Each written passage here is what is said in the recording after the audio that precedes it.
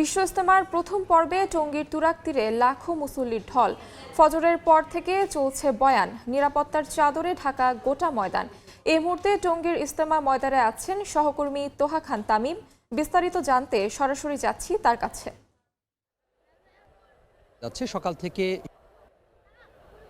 সেই আবহাওয়াটি কিন্তু বিরাজ করছে, যদিও কনকনে বিভিন্ন ধরনের যে ভেতরে যে ছোট ছোট দলে ভাগ হয়ে যে আলোচনা, সেই সাথী ভাই রয়েছেন একজন জিম্মাদারের অধীনে। সেই জিম্মাদারের অধীনে তাদের যে দিনই আলোচনা, সেই দিনই আলোচনা চলছে। অর্থাৎ খিত্তাগুলো রয়েছে, সেই খিত্তাগুলোতে ভাগ হয়ে তাদের যে ছোট ছোট দল, সেই ছোট ছোট দলে ভাগ হয়ে বিভিন্ন শ্রেণী পেশার মানুষের জন্য ভিন্ন ভিন্ন যে বক্তব্য, ভিন্ন ভিন্ন যে দিনী শিক্ষা, দিনী পরামর্শ, সেটি তারা দিচ্ছেন। তারা এটি বলার চেষ্টা করছেন যে এই ক্ষণস্থায়ী জীবন, দুনিয়ার জীবন ক্ষণস্থায়ী এবং স্থায়ী জীবন হচ্ছে পরকালীন জীবন, এবং এই পরকালীন জীবনের জন্য তাদের যে প্রস্তুতি, সেই প্রস্তুতি গ্রহণের এখানে যে কাজে লাগানো যে মেহনত, এই মেহনত কাজে লাগিয়ে পরকালীন মুক্তি একমাত্র লাভের উপায়, এবং এই পরকালীন মুক্তির জন্যই তারা এখানে যে মেহনত, যে পরিশ্রম, সেই পরিশ্রমটা তারা করছেন।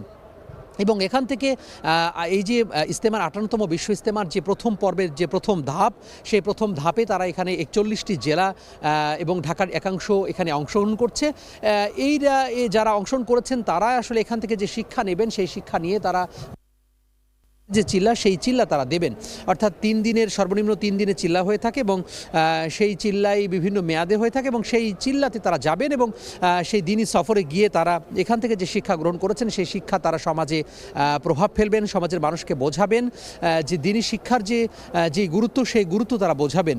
এবং তারা বলার চেষ্টা করবেন এটি যে এই যে দুনিয়ার জীবন যে ক্ষণস্থায়ী জীবন, এই ক্ষণস্থায়ী জীবনে তারা যে তাদের যে সামাজিক অবস্থান, অর্থনৈতিক অবস্থান, রাজনৈতিক অবস্থান, নানা ধরনের যে অবস্থান রয়েছে মানুষের, সেই অবস্থানগত দিকে ইসলামের সুমহান বাণী কিভাবে ছড়িয়ে দেওয়া যায়, ইসলামের সুমহান বাণী কিভাবে প্রতিষ্ঠা লাভ করা যায়, সেটি তারা চেষ্টা করছেন, এবং সেটি তারা আসলে বলার চেষ্টা করছেন।